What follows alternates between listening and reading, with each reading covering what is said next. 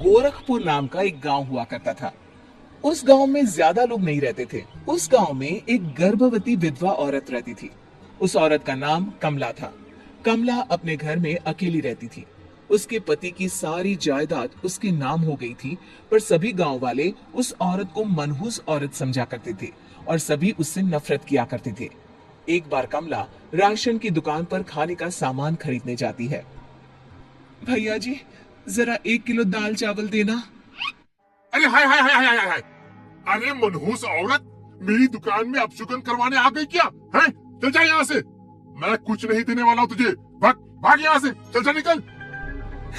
भैया जी, ऐसा मत कहिए, मैं गर्भवती हूँ, मुझे खाने की बहुत जरूरत है, मुझे खाना दे दीजिए। दुकानदार कमला को वहां से धक्के मारकर भगा देता है। तभी कमला रोते रोते उस गांव के किन्नरों के इलाके में आ जाती है।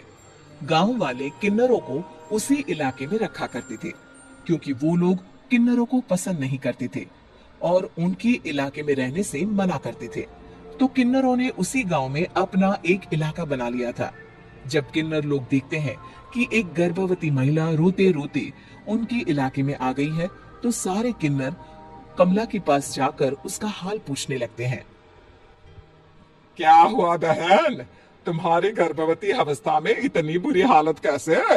तुम रो क्यों रही हो? तुम डरो मत, हम तुम्हें कोई नुकसान नहीं पहुंचाएंगे। तुम शांत होकर सब बताओ कि हुआ क्या है। मैं कमला हूँ, मैं गांव के दूसरे इलाके से आई हूँ। 2 महीने पहले ही मेरे पति की मौत हुई है। मुझे गांव के लोग मनहूस मानते हैं, क्योंकि मैं विधवा हूँ और गर्भवती भी।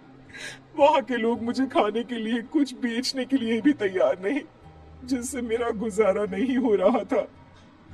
कोई बात नहीं कमला, हम तुम्हारा ख्याल रखेंगे। किन्नर लोग कमला को एक खाली घर में रहने के लिए जगह दे देते हैं और उसकी देखभाल भी करते हैं। कुछ ही महीने बाद कमला अपने बच्चे को जन्म देती है, पर अफसोस, कमला बच्चे को जन्म देते ही अपनी जान गंवा देती है। जब सब किन्नर बच्चे को देखते हैं तो बहुत खुश हो जाते हैं, क्योंकि वो बच्चा भी किन्नर ही था। कमला ने एक किन्नर बच्चे को जन्म दिया था। अब इस बच्चे की देखभाल कौन करेगा? हम तो इस बच्चे को गांव के दूसरे इलाके में भी नहीं भेज सकते। और तो क्या हुआ, इस बच्चे की माँ नहीं रही तो हम इसे पालेंगे। अब ये हमारे इलाके में रहेगा, हमारे साथ रहेगा।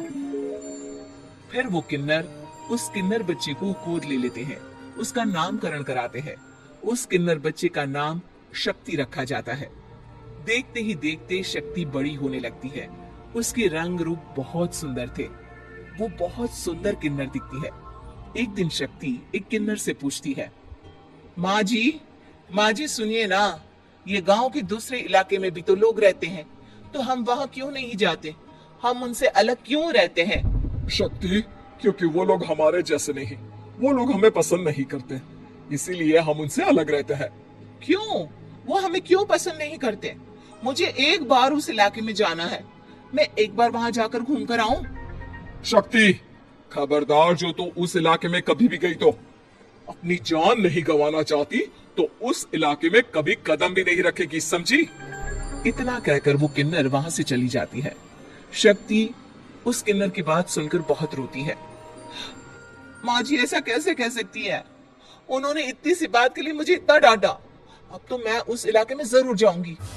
फिर एक दिन शक्ति गांव के दूसरे इलाके में चुपके से जाती है। ये लोग तो हमारे जैसे ही इंसान है, तो ये हमसे नफरत क्यों करते हैं?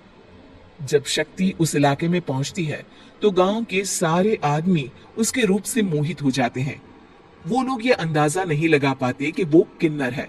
शक्ति की सुंदरता देखकर सारे गांव वाले उसकी तारीफ करने लगते हैं। तभी गांव का चक्कर लगाने गांव के जमींदार का बेटा हर्ष वहां पहुंचता है। हर्ष भी दिखने में बहुत सुंदर होता है। जब हर्ष ने शक्ति को देखा तो वो भी उससे मोहित हो गया, और जब शक्ति की नजर हर्ष पर पड़ी तो वो हर्ष को देखकर मोहित हो गई। आपको पहले कभी इस गांव में देखा नहीं। इस गांव में आप नए हैं क्या? जी नहीं, वो मैं बस। तभी शक्ति बोलते बोलते रुक जाती है और मन में सोचने लगती है, अगर मैंने इनको बता दिया कि मैं दूसरे इलाके से आई हूँ तो वो समझ जाएंगे कि मैं किन्नर हूँ, इसलिए मुझे इनसे झूठ ही बोलना पड़ेगा। शक्ति हर्ष को कहती है, जी हाँ, मैं इस गांव में नई आई हूँ, यहाँ अकेली रहती हूँ। वैसे आप कौन है? आप भी इसी गांव में रहते हैं? जी हाँ, मैं इस गांव के जमींदार का बेटा हूँ। आपको किसी भी चीज की जरूरत पड़े तो आप मुझे बता देना, मुझे अच्छा लगेगा। ऐसे ही शक्ति और हर्ष एक दूसरे से रोज मिलने लगते। वो दोनों अपने प्यार का इजहार करने एक दूसरे से मिलने जाते हैं। तभी शक्ति का पीछा करते करते एक किन्नर वहां आ जाती है। शक्ति, मैं तुमसे बहुत प्यार करता हूँ। मैं तुमसे शादी करना चाहता हूँ। क्या तुम मुझसे शादी करोगी?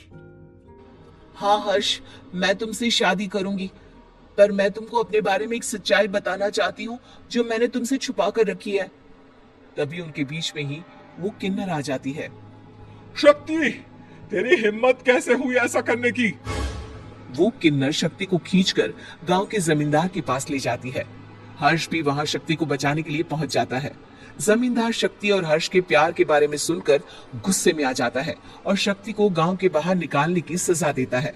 शक्ति ये बात सहन नहीं कर पाती और कुएं में कूदकर अपनी जान दे देती है।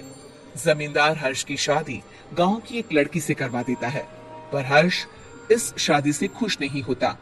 शक्ति अपना बदला लेने के लिए मरने के बाद किन्नर चुड़ैल बन जाती है। अब मैं इन गांव वालों को नहीं छोड़ूंगी, अब इनसे मैं अपने प्यार का बदला लूंगी।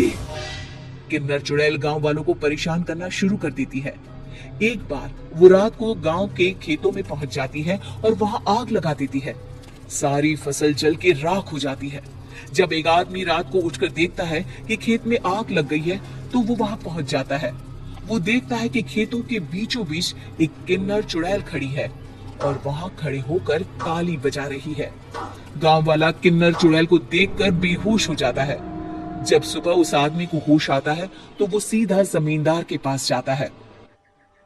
अरे जमींदार साहब, अरे वो किन्नर चुड़ैल ने मेरी सारी फसल जला दी।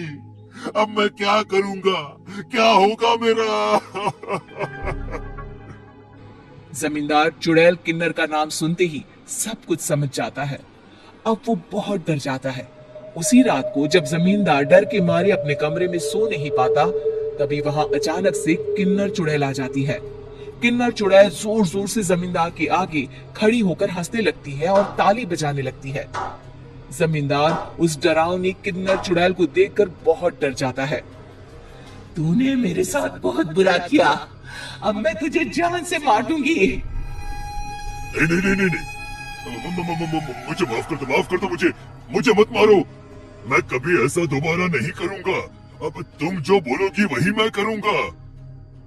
ठीक है, मैं चाहती हूँ कि किन्नर इलाका गांव के इलाके से जुड़े और गांव का कोई भी आदमी किन्नर समाज से द्वेष ना करे, उससे नफरत ना करे, नहीं तो मैं सारे गांव को मार दूंगी।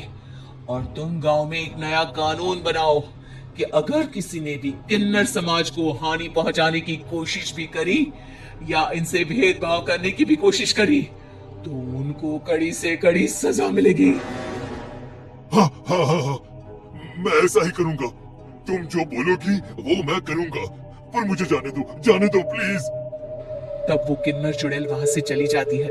गांव का जमींदार किन्नर चुड़ैल का कहा मानते हुए दोनों इलाकों को एक कर देता है और नया कानून भी लागू कर देता है।